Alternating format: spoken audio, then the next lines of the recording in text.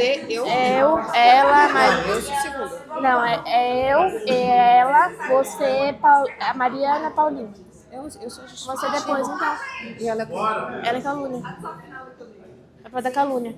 E eu vou resumir tudo depois. Ó, esse microfone tá na Outra ordem é melhor, hein? Ah, a gente vai entender tudo. A sua segunda é essa. Hã? Não, o meu é esse, eu já falei. Você vai ser o quê? Eu Tem que falar, tipo, muito perto. Você vai ser o quê? Só segurar assim. Oi, quê? Você vai ser o quê? Calúnia. Você vai ser o quê? Amiga, você vai precisar falar aqui, ó. Agora vai detonar o Paulinho, gente. Agora Pode o objetivo é Não, ela... descobrir. não, eu não quero café. Eu não consigo. Consegue? Não, Respira. não. Eu vou ficar aqui. Oxigênio no cérebro, Beatriz. Eu vou ficar aqui. Depende disso. Ele apoia Um passo. É um passo. Ele apoia a anistia. Não, aqui tá bom. Fica mesmo aqui, ó. Fica aqui, ó. Não, aqui tá bom. Não, Dani. Respira. Vai. Pelo amor de Deus. E aí, pessoal, vamos falar? Se não ficar aí comigo. Pra mim eu ficava muda. Eu tô tampando você, né? Não, querida, fica aqui, tá lindo.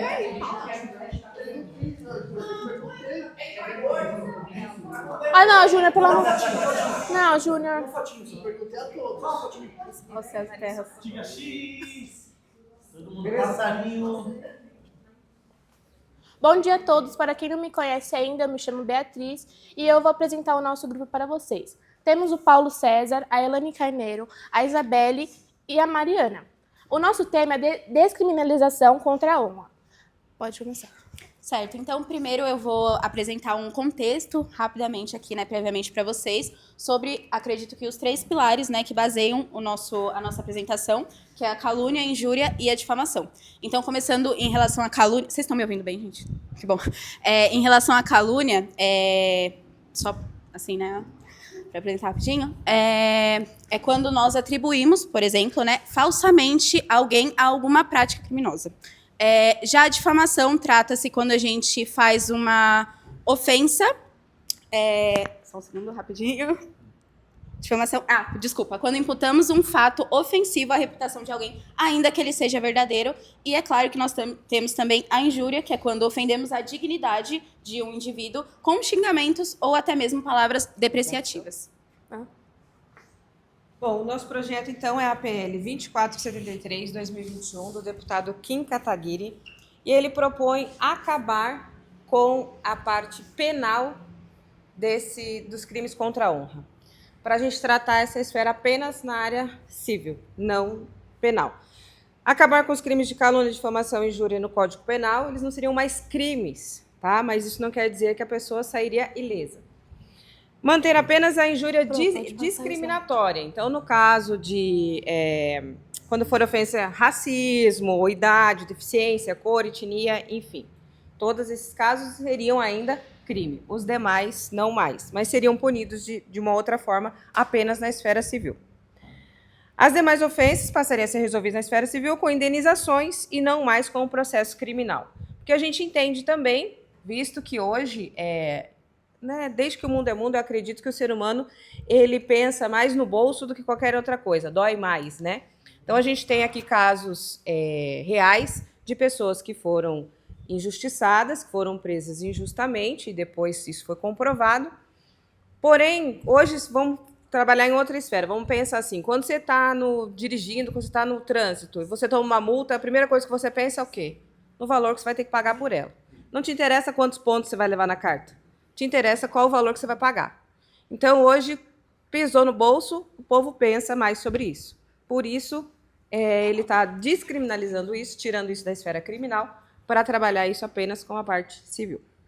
Certo? Ainda. A questão das pessoas que pensam mais no bolso, né? Dói mais, porém, aquelas que têm Mas tem que usar.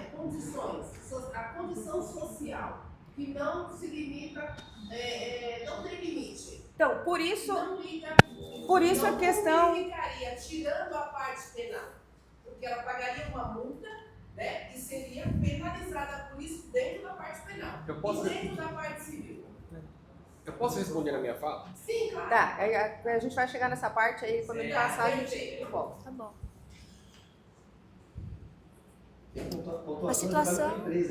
A situação atual do projeto aguarda deliberação no plenário. Entendi. A situação do projeto aguarda deliberação no plenário. Nós vamos passar um slide agora. Só para ficar mais claro ali, só aquela imagem que eu mandei, professor.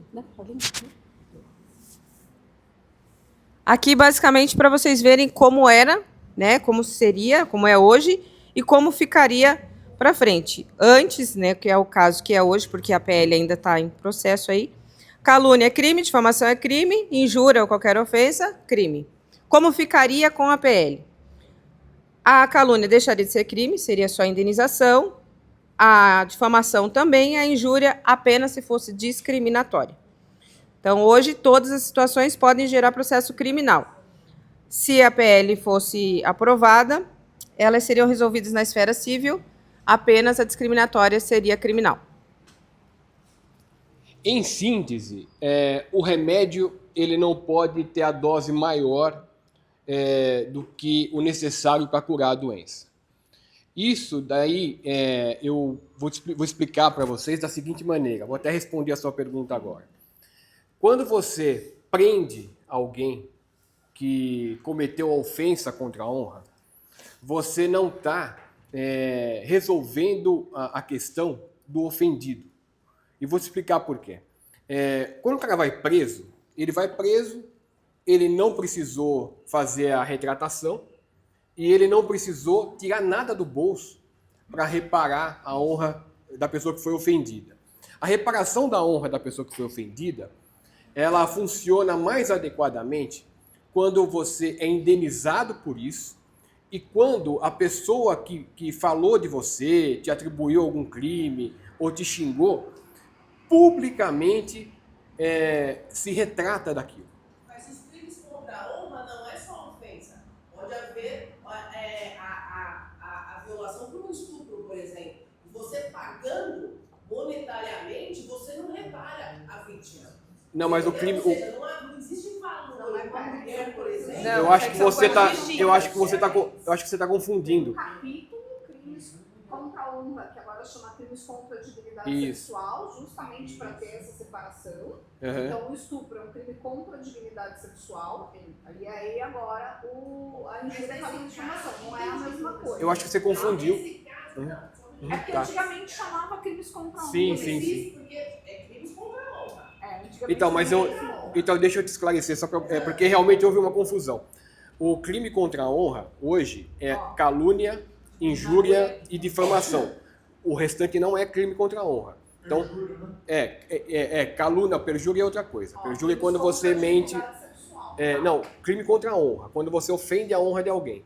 Então, calúnia, quando você imputa um crime a alguém. A difamação é quando você fala alguma coisa que a pessoa se sente ofendida, ainda que seja verdade. E a injúria é o xingamento. Você xingou, você, de alguma maneira, você não imputou crime a ninguém, mas você xingou a pessoa. A injúria é o mais tradicional de todos eles, porque qualquer um aqui já cometeu injúria e comete diariamente. Entendeu? Então, você imagina você chegar e passar um cara na sua frente, e o cara olhou para você, você de repente tá bravo e xingou o cara, você cometeu uma injúria. Entendeu? No trânsito, briga de parente, no estádio de futebol, injúria é cometido diariamente. A calúnia... não, exatamente. Então, o que acontece? Nesses casos, a prisão é excessiva. Ela é excessiva e ela não repara o crime contra a honra. A reparação do crime contra a honra ela tem que ser financeira e de retratação. Existe outro caso também, que é o seguinte, as prisões estão superlotadas e com déficit de vagas. Você preencher essas vagas com gente que eventualmente ofendeu a honra de alguém, você ofender o Estado. É você pegar o dinheiro do Estado, gastar muito mal o dinheiro do Estado, quando você poderia pegar o dinheiro da pessoa que ofendeu a honra e dar para quem foi ofendido. Entendeu? Então, é nesse sentido. Existem os exemplos, eu até dei aqui na fala dele, de vários casos de pessoas que perdem a primariedade desnecessariamente. Entendeu? Às vezes o cara não vai com a sua cara. Eu estou falando isso em pessoas que não são comunicadores. Porque o comunicador ele é perseguido diariamente. Entendeu? E principalmente se ele for um sujeito que vai contra os interesses de determinados grupos, determinadas pessoas. Eu, no meu caso, eu sofri 230 e poucos processos.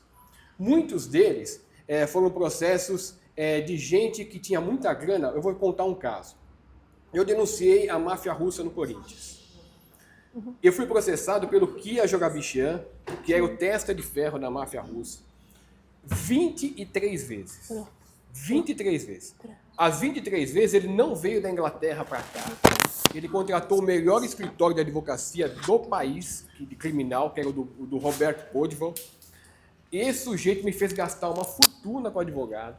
Esse sujeito me fez perder tempo indo para o tribunal. E me fez, dessas 23 condenações, dessas 23 coisas, eu perdi uma, que foi suficiente para perder a primariedade, que era o objetivo dele. Ele não pediu dinheiro, ele não pediu nada. Ele queria só que eu perdesse a minha primariedade e ele conseguiu. Por quê? Porque um dos juízes, 22 juízes me absolveram. Um dos juízes disse que eu tinha que provar que a máfia russa existia.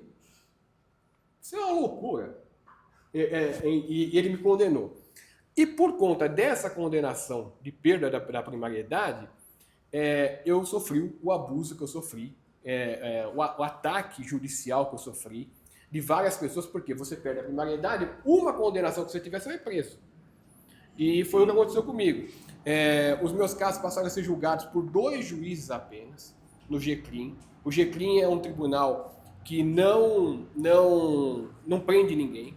É um tribunal de acordo, que você vai lá, o Ministério Público manda você pagar a cesta básica, esse tipo de coisa. O juiz me condenou a 4 meses e 20 dias de prisão, porque eu disse que um advogado era melhor alterocopista do que advogado. Isso não existe. A minha defesa, aliás, a condenação, ela em si é injusta, porque na minha defesa, eu disse que o advogado, ele vivia exibindo taça de vinho, e falou, esse vinho não sei o quê, esse vinho não sei o quê. E eu fiz jocoso nesse sentido, né, de comparar a atuação dele com a atuação dele na rede social. Bom, 4 meses e 20 dias de prisão. Eu já tinha sido condenado no processo do Kia e me deu um semiaberto. Um semiaberto, o único lugar de São Paulo que eu poderia ficar preso, por ser jornalista investigativo que denuncia pessoas, era o presídio de Tremembé. Por quê? Porque é o único lugar que você não morre. Você vai para lá, pessoa que tem crime de mídia. Em Tremembé não existe semiaberto. Eles me puseram no fechado. Aí cheguei lá no fechado, já entrei na solitária. Fiquei 10 dias, quer dizer, eu merecia estar preso 4 meses e 20 dias numa solitária, porque eu falei com um advogado, era melhor eu ter um grupo, não merecia. Assim como ninguém mereceria, entendeu? Quer dizer, digamos que a condenação tivesse correta. Não seria mais eficaz o sujeito que eu tivesse pagado uma indenização para ele e tivesse chegado, o juiz falava, vai ter que se retratar. Eu chegava, olha, eu me equivoquei, ele não é um bom advogado, não deveria ter falado que ele era alterocopista, peço desculpas, vou publicar no blog 8 dias, não seria mais eficaz? Seria mais eficaz. Partiu da denúncia que você fez. Isso. Cabe o ônus da prova, né? Você trazer a prova. Você conseguiu trazer a prova a partir da denúncia? Então, mas nesse caso que eu fui condenado... E aí existe um... Então, nesse caso que eu fui condenado a 4 meses e 20 dias, não foi uma denúncia, foi uma frase. Foi uma frase colocada num texto, em que eu disse que... Então, eu não denunciei o cara. Eu disse o seguinte, esse sujeito, na minha opinião, é melhor alterocopista do que advogado. Porque eu estava criticando o fato de ele ser advogado de um pessoal que não valia nada. Entendeu? Então eu peguei e fiz uma crítica, uma crítica jocosa. Poderia ser julgado do jeito que foi? Eu acho que não. O juiz achou que sim. Tudo bem, digamos que ele tivesse correto em me condenar. E teria que me mandar preso? Isso não existe. Ele poderia muito bem chegar, vamos reverter essa pena em serviço de comunidade, vamos reverter essa pena em cesta básica, vamos reverter, no muito no máximo. Ele me colocou 4 meses e 20 dias em Tremembé em semiaberto. A partir do momento que eu fui apenado numa pena de semiaberto, toda a pena minha daqui para frente é no mínimo semiaberto. Daqui para frente, então, todos os processos, as pessoas quando me viram preso, passaram a me processar que nem louco, porque queriam que eu saísse da profissão, porque eu estava prejudicando muitos cartolas de clubes, muita gente que eu estava denunciando. Aí eu fui preso porque eu disse a minha segunda prisão, a 1 mês de prisão, a menor pena da história do sistema penitenciário de São Paulo, cumprida dentro de uma penitenciária, foi porque eu disse que o Milton Neves era uma barrigada perdida. Horrível o termo que eu usei, óbvio que é horrível. Mas fui condenado a 1 mês de prisão, que o juiz de execução não teve coragem de substituir, e eu fiquei 1 mês preso. Aí, na terceira prisão, em 2021, eu fui preso porque eu disse que o dono da Calunga, que é o Paulo Garcia, estava financiando a campanha a deputado federal do André Sanches e provei de cabo a rabo, documento, dinheiro que saiu da conta, onde entrou, quem pagou, tudo comprovado. Aí o que aconteceu? A juíza que me condenou pôs assim na sentença: apesar do réu ter comprovado o que eu tinha falado no texto, eu entrei no blog dele e nos últimos 15 dias havia 15, 16 postagens falando do Paulo Garcia, o que configura perseguição, e eu o condeno por difamação, com o intuito de difamar, entendeu? Aí ela me condenou a 2 vezes de prisão, só que ela está totalmente equivocada. Esses 15 dias em que eu falei dele 16, 17 vezes, ele era o candidato a presidente do Corinthians, o que significa que a imprensa inteira falou dele 15, 16 dias, diariamente, porque ele é o candidato a presidente do Corinthians. E o intuito dele me processar, sabendo que era verdade, é porque na candidatura dele, ele dizia que era contrário ao cara que ele financiou, que ele era a opção contrária, e eu desmascarei ele naquele instante. E não teve jeito. Por quê? Porque foi para a segunda instância confirmou que tecnicamente a decisão da juíza não tinha o que reparar, tecnicamente, não no mérito. E aí eu fui preso, pela terceira vez. E eu dei sorte nessa terceira vez, porque até 2021 eu gastava uma fortuna com advogado. E advogado que eu podia pagar, que era muito inferior aos que me contra-atacavam, que eram os principais escritórios do país. Eu pagava quem podia receber o que eu pagava e que tinha o nível que eu pagava. Não há como exigir mais do que... Eram amigos. Mas, em 2021, eu fui o único jornalista preso no Brasil. Mais ninguém foi preso. Aí eu fui acolhido, saiu na imprensa, saiu o editorial no Estadão me defendendo, a ABI, a Associação Brasileira de Imprensa, me defendeu, um monte de gente me defendeu, o Juca Kfouri foi me visitar, me defendeu e tal. E, por conta dessa prisão, eu fui parar num relatório da Unesco, depois foi parar na ONU também, e uma ONG inglesa me acolheu. Uma ONG que defende jornalistas do mundo inteiro. E essa ONG, ela paga um escritório no Rio de Janeiro chamado Flora Matheus e Mangabeira. E desde 2021 para cá, para você ver o que é o impacto de um bom escritório. Esse escritório não sai da televisão. O Globo defende um monte de gente, ele defendeu o Jean Willis, um monte de gente famosa. Flora Matheus e Mangabeira. A partir do momento que eu passei a ser defendido por essa ONG, que banca os meus processos, até o STF, eles entraram na Corte Interamericana de Direitos Humanos, processando o Estado pelo descalabro que fizeram comigo, tudo. O número de processos que eu recebi diminuiu drasticamente.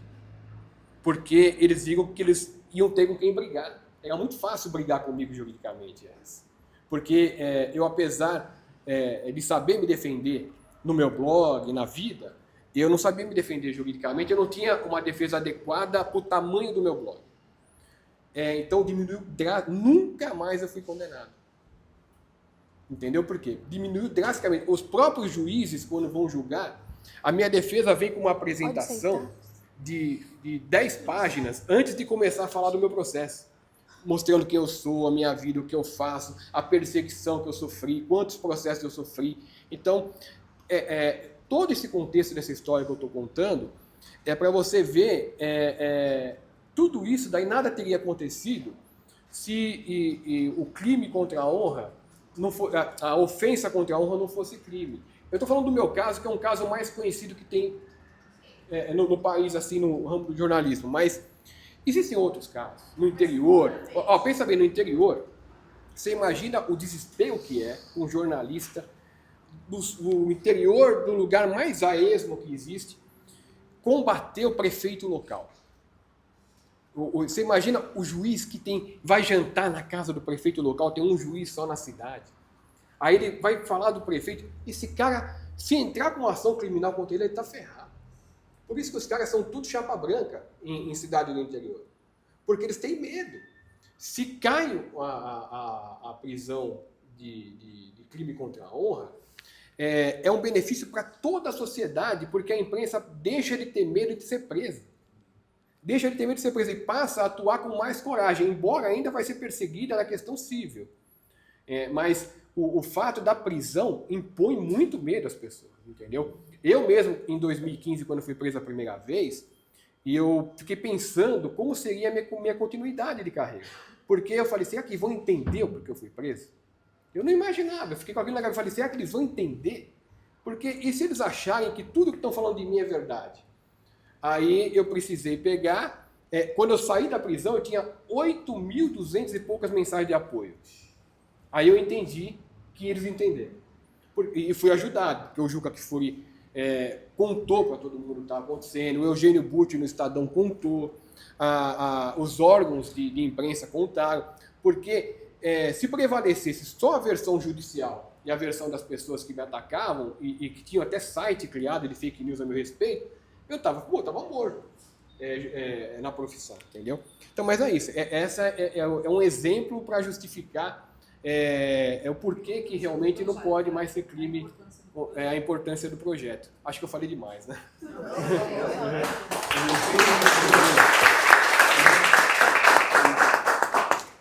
Espero que vocês votem no projeto. Ninguém mais tem pergunta, né? Descriminalização de crimes de Não ofensa. tem. Não tem pergunta. Mas é que eu...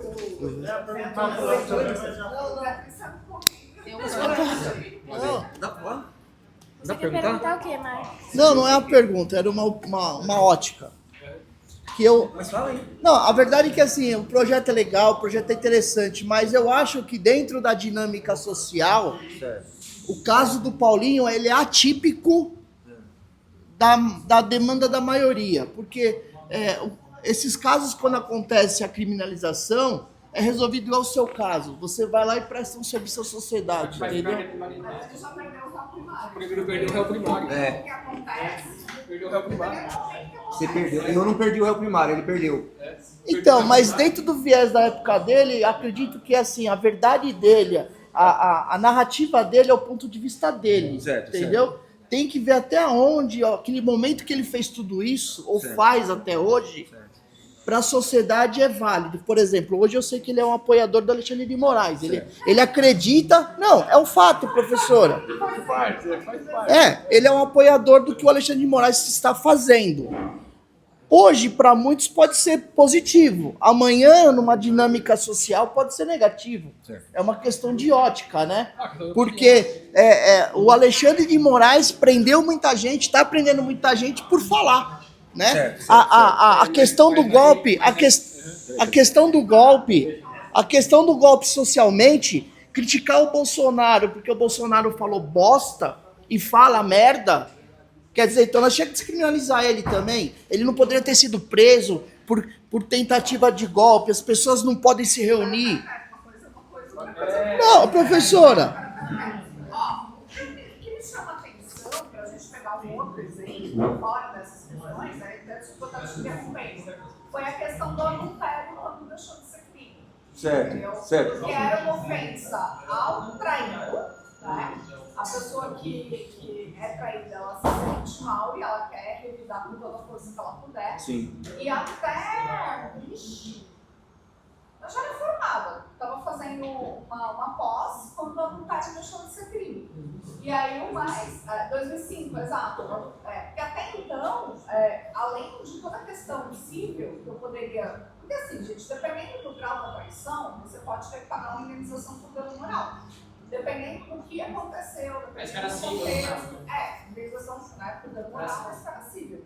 Depende, ninguém é obrigado a continuar no relacionamento, mas há meios e meios de você terminar um relacionamento e ficar com a situação, né? Então, dependendo do que aconteceu hoje, por conta de uma traição, eu posso ter indenização por dano moral, o traidor pode ser condenado, né?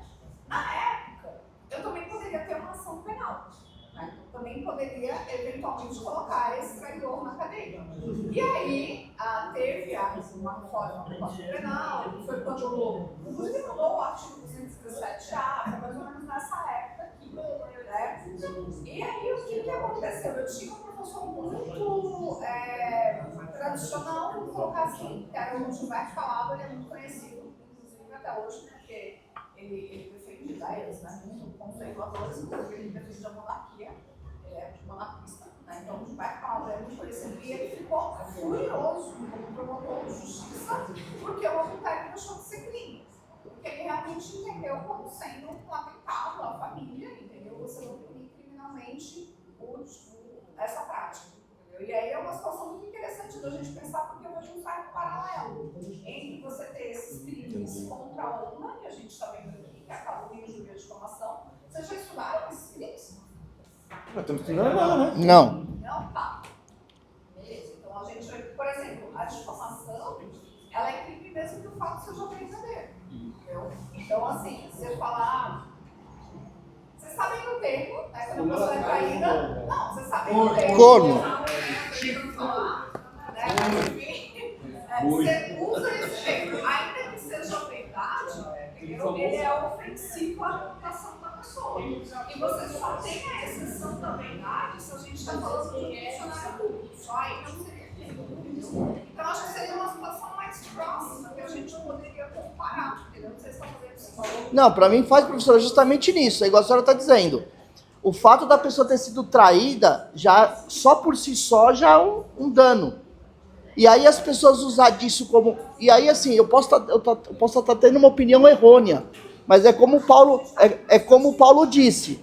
Ele poderia ter feito o trabalho jornalista dele, mas a partir do momento que ele usa de uma brincadeira ou de uma suposição, uma opinião dele, falando do vinho ou querendo usar um artifício, por quê? Ele mesmo confessa aqui para nós nesse diálogo, né, que ele quis fazer a provocativa, entendeu? Ele quis usar um contraponto. Será que isso é o papel, né?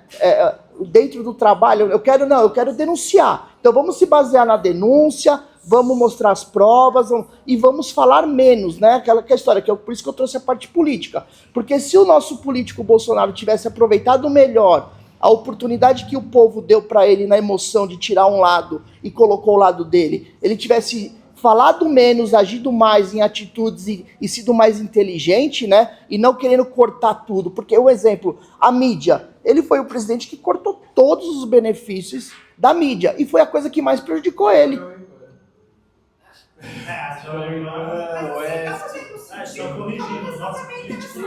a gente fala de direito penal, o direito penal é a última arma que eu tenho. É a última raço, né? Vocês já devem ter ouvido essa expressão. O direito penal é a última raço. A questão é, quando a gente tem uma tipificação penal, eu estou pensando em que bem jurídico eu quero ver protegido, né? Então, no fundo, a questão que está tendo aqui no projeto que o Paulo trouxe é, esse bem jurídico, ele deve ser protegido pelo direito penal ou eu vou usar outras ferramentas que eu tenho no direito para proteger? Sim, é discutível. O que ele falou do meu comentário da notícia é discutível. Realmente você pode achar que eu estava equivocado como o juiz achou. Mas o que se discute aqui não é nem isso. Eu poderia ser condenado realmente pelo que eu falei, mas não criminalmente. A questão é, o direito penal deve ser usado para proteger esse bem jurídico. Então, não, aí, Paulinho, aí entra a mesma... Então, mas aí, professora, entra justamente naquela questão do nosso projeto de lei. Até onde também só mexer com dinheiro facilita para quem tem dinheiro. Porque se eu tenho dinheiro para pagar a indenização, é o que acontece.